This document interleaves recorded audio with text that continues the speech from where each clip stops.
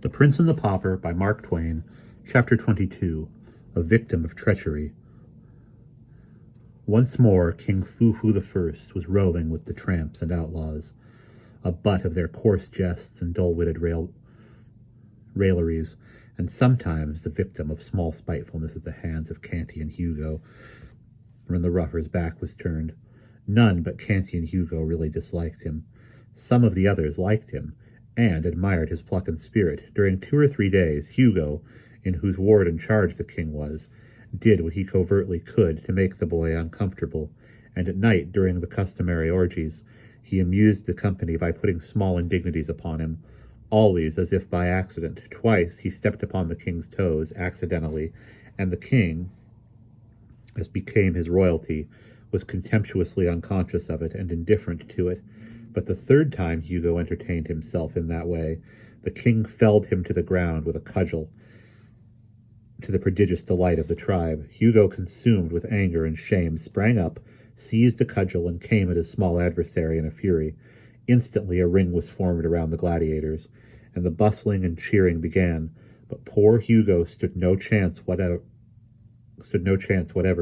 His frantic and lubberly prentice work found but a poor market for itself when pitted against an arm which had been trained by the first masters of Europe in single stick, quarter staff, and every art and trick of swordsmanship. The little king stood, alert, but at graceful ease, and caught and turned aside the thick rain of blows with a facility and precision which set the motley onlookers wild with admiration. And every now and then, when his practised eye detected an opening, and a lightning-swift rap upon Hugo's loft followed as a result, the storm of cheers and laughter that swept the place was something wonderful to hear. At the end of 15 minutes, Hugo, all battered, bruised, and the target for a pitiless bombardment of ridicule, slunk from the field, and the unscathed hero of the fight was seized and borne aloft upon the shoulders of the joyous rabble to the place of honor beside the ruffer, where with vast ceremony was crowned king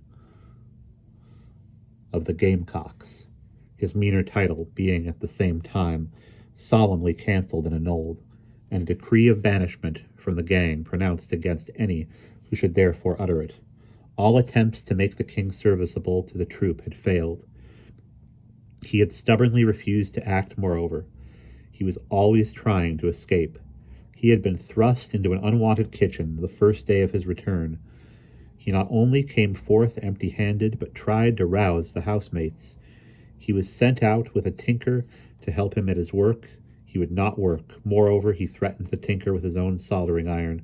And finally, both Hugo and the tinker found their hands full with the mere matter of keeping him from getting away. He delivered the thunders of his royalty upon the heads of all who hampered his liberties or tried to force him to service.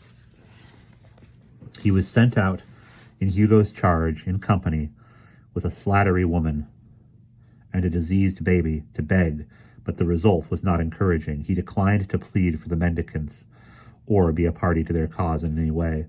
Thus several days went by, and the miseries of this tramping life, and the weariness and sordidness and meanness and vulgarity of it became gradually and steadily so intolerable to the captive that he began at last to feel that his release from the hermit's knife must prove only a temporary respite from death at best. But at night, in his dreams, these things were forgotten, and he was on his throne and master again. This, of course, intensified the sufferings of the awakening. So the mortifications of each succeeding morning of the few that passed between his return to bondage and the combat with Hugo grew bitterer and bitterer and harder to bear. The morning after that combat, Hugo got up with a heart filled with vengeful purposes against the king. He had 2 plans in particular. One was to inflict upon the lad what would be, to his proud spirit and imagined royalty, a peculiar humiliation. And if he failed to accomplish this, his other plan was to put a crime of some kind upon the king, and then betray him into the implacable clutches of the law. In pursuance of the first plan, he proposed to put a climb upon the king's leg, rightly judging that would mortify him to the last in perfect degree, and as soon as the climb should operate, he meant to get Canty's help and force the king to expose his leg on the highway and beg for alms. Climb was the cant term for a sore artificially created. To make a climb, the operator made a paste or poultice of unslacked lime, soap, and the rust of old iron, and spread it upon a piece of leather, which was then bound tightly upon the leg. This would presently fret off the skin, and make the flesh raw and angry-looking. Blood was then rubbed upon the limb, which, being fully dried, took on a dark, repulsive color. Then a bandage of soiled rags was put on in a cleverly careless way, which would allow the hideous ulcer to be seen, and move the compassion of the passer-by. Hugo got the help of the tinker whom the king had cowed with his soldering iron. They took the boy out on a tinkering tramp, and as soon as they were out of sight of the camp, they threw him down, and the tinker held him, while Hugo bound the poultice tight and fast upon his leg. The king raged and stormed, and promised to hang the two the moment the scepter was in his hand again, but they kept a firm grip upon him, and enjoyed his impotent struggling, and jeered at his threats. This continued until the poultice began to bite, and in no long time its work would have been perfected, if there had been no interruption, but there was. For about this time the slave who had made the speech denouncing England's laws appeared on the scene to put an end to the enterprise, and stripped off the poultice and bandage. The king wanted to borrow his deliverer's cudgel and warm the jackets of the two rascals on the spot, but the man said no, it would bring trouble. Leave the matter till night, the whole tribe being together then. The outside world would not venture to interfere or interrupt. He marched the party back to camp and reported the affair to the ruffer, who listened, pondered, and then decided that the king should not be again detailed to beg, since it was plain he was worthy of something higher and better. Wherefore, on the spot, he promoted him from the mendicant rank and appointed him to steal. Hugo was overjoyed. He had already tried to make the king steal, and failed, but there would be no more trouble of that sort now, for of course the king would not dream of defying a distinct command delivered directly from headquarters.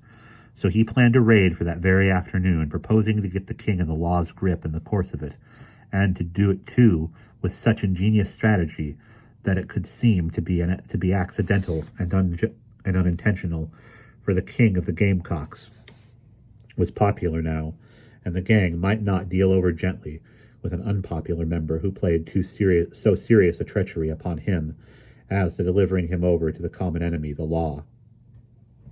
Very well, all in good time, Hugo strolled off to a neighboring village with his prey, and the two drifted slowly up and down one street after another, the one watching sharply for a sure chance to achieve his evil purpose, and the other watching as sharply for a chance to dart away and get free of his infamous captivity forever.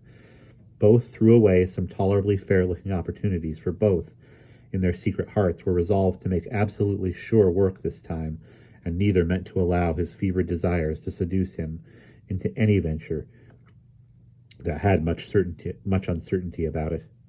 Hugo's chance came first, for at last a woman approached who carried a fat package of some sort in a basket. Hugo's eyes sparkled with sinful pleasure, and he said to himself, "Breath of my life, and I can but put that upon him. 'Tis good den, and God keep thee, king of the Gamecocks."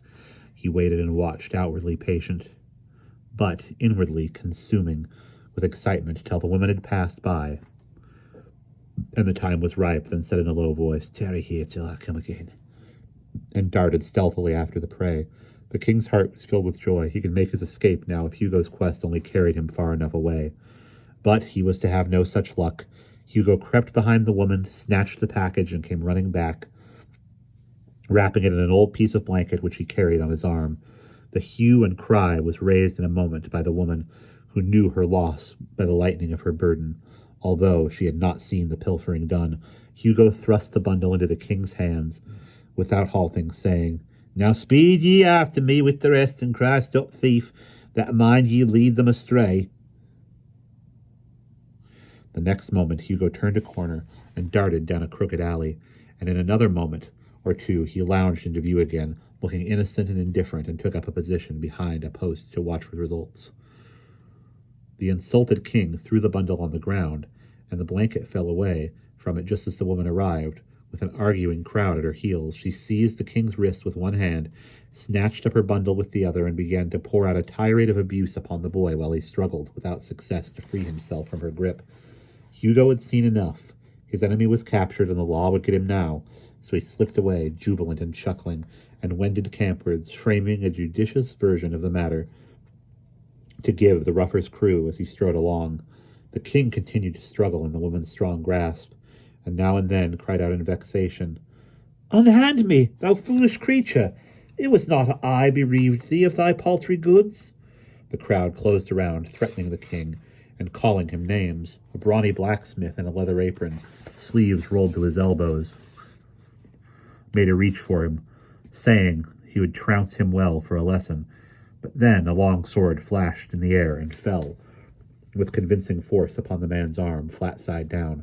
The fantastic owner of it remarking pleasantly all the time, "Marry, good souls, let us proceed gently, not with ill blood and uncharitable words. This is a matter for the law's consideration, not private and unofficial handling. Loose thy hand from the boy, good wife." The blacksmith avenged the stalwart soldier with a glance, then went muttering away. Rubbing his arm, the woman released the boy's wrist reluctantly. The crowd eyed the stranger unlovingly, but prudently closed their mouths. The king sprang to his deliverer's side, with flushed cheeks and sparkling eyes, exclaiming, "Thou hast lagged me sorely, but thou comest in good season now, Sir Miles. Carve me this rabble to rags." And that is the end of chapter 22.